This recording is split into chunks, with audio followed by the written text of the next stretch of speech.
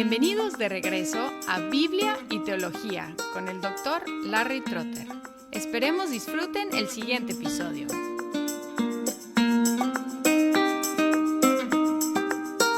Seguimos en el capítulo 4 de Jonás, habiendo escuchado en el episodio anterior el primer argumento de Dios en contra del enojo de Jonás. Y el primer argumento fue, si Jonás recibió misericordia, no tiene derecho de resentir si Dios muestra misericordia hasta a sus enemigos. Y ahora seguimos leyendo en los versículos 5 al 10. Entonces salió Jonás de la ciudad y se sentó al oriente de la misma. Allí se hizo un cobertizo y se sentó bajo la sombra de él, hasta ver qué sucedería en la ciudad. Y el Señor Dios dispuso que una planta creciera sobre Jonás para que hiciera sombra sobre su cabeza y lo librara de su incomodidad. Y Jonás se alegró grandemente por la planta. Pero al rayar el alba del día siguiente, Dios dispuso que un gusano atacara la planta, y ésta se secó.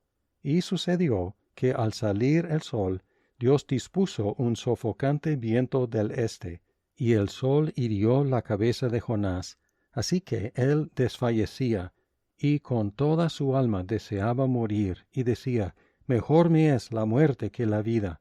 Entonces Dios le preguntó a Jonás, ¿tienes acaso razón para enojarte por causa de la planta? Tengo mucha razón para enojarme hasta la muerte, le respondió. Entonces el Señor le dijo, tú te apiadaste de la planta, por la que no trabajaste ni hiciste crecer, que nació en una noche y en una noche pereció.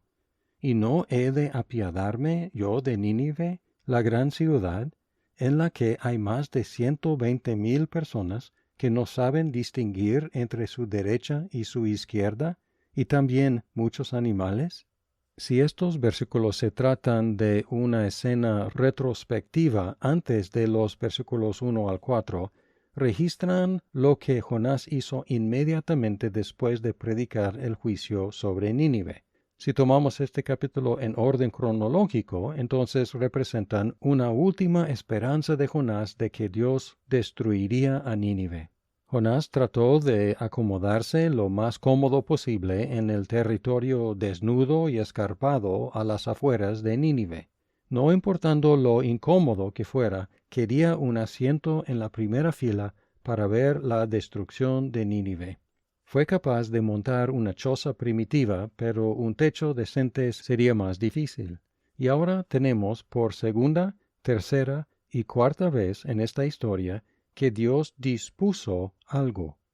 La primera vez fue el pez, que en el primer capítulo Él dispuso un pez que lo tragara. Ahora en el versículo 6 de capítulo 4 tenemos la segunda vez que Dios dispuso. Ahora dispuso una planta. Y Jonás estaba muy contento por la planta, como podemos imaginar, porque le daba sombra. Al día siguiente Dios dispuso por tercera vez, ahora un gusano para atacar la planta para que se secara, en el 7. Y finalmente Dios dispuso por cuarta vez, y ahora un viento caliente del este que atacó la cabeza de Jonás en el 8, el mismo verbo en 7 y 8. El gusano atacó la planta, el viento atacó la cabeza de Jonás. Y Jonás se sintió tan miserable que prefirió morir. Entonces Dios usó la planta como una lección. Le preguntó a Jonás otra vez si tenía derecho de estar enojado, esta vez por la planta. Y Jonás otra vez estaba seguro de que tenía todo el derecho de estar enojado. Dios entonces comparó la planta con Nínive y Jonás consigo mismo. Jonás no había invertido nada en la planta. Dios había invertido mucho en la ciudad, llena de 120,000 personas hechas en la imagen de Dios. Además, la gente era extremadamente ignorante, especialmente acerca de Dios, no conociendo la diferencia entre derecha e izquierda. También había mucho ganado en la ciudad, que en la escala de las cosas es más importante que una planta. Entonces, El primer argumento en contra del enojo de Jonás y a favor de la misericordia fue la propia experiencia de Jonás. Pero ahora tenemos un segundo argumento, una comparación de valor. Jonás estaba enojado por una planta, y Dios dice, más importante que esa planta en que no invertiste nada, es el ganado de la ciudad.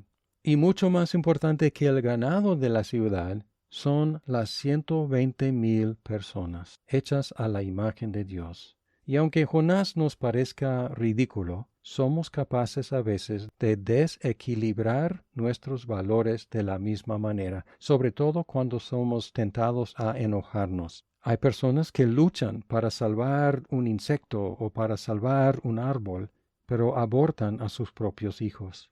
Hay maridos que gritan a sus esposas por rayar el carro. Hay madres que explotan contra sus hijos por ensuciar el suelo. Hay amigos que se separan por un negocio. Hay parejas que se divorcian por dinero. Hay hermanos que se dividen por una herencia. Y es una cuestión de valores. ¿Cuál es más importante, el insecto o el hijo? ¿Cuál es más importante, la esposa o el carro? ¿Cuál es más importante, los hijos o el suelo? ¿Cuál es más importante, los amigos o un negocio? ¿Cuál es más importante, el matrimonio o el dinero? ¿Cuál es más importante, los hermanos o una herencia? Así que esa pregunta para Jonás también es una pregunta para nosotros, para reubicarnos en lo que es importante. Ahora, en conclusión, no solo de este capítulo, sino todo este libro, podemos tratar de resumir a Jonás capítulo por capítulo. En el primero, no puedes correr más rápido que Dios, y eso es algo bueno, porque no te puedes escapar de Él. Su misericordia te seguirá. Capítulo 2. La salvación es del Señor, el rescate viene del Señor a aquellos que merecen la destrucción, pero lo invocan. En el Nuevo Testamento queda claro que la muerte y la resurrección de Jesús son el camino de este rescate. Invocar el nombre del Señor ahora es invocar a Jesucristo para que nos rescate. Tercer capítulo. Dios tiene compasión incluso de esa gente que no nos gusta y muestra su compasión guiándolos al arrepentimiento. Cuarto capítulo. Debemos tener compasión de esa gente también, porque si somos creyentes en Jesucristo, somos como esas personas, objetos de la misericordia de Dios. En conclusión, Efesios 4:32. Sean benignos los unos con los otros, misericordiosos, perdonándose los unos a los otros, como Dios los perdonó a ustedes en Cristo.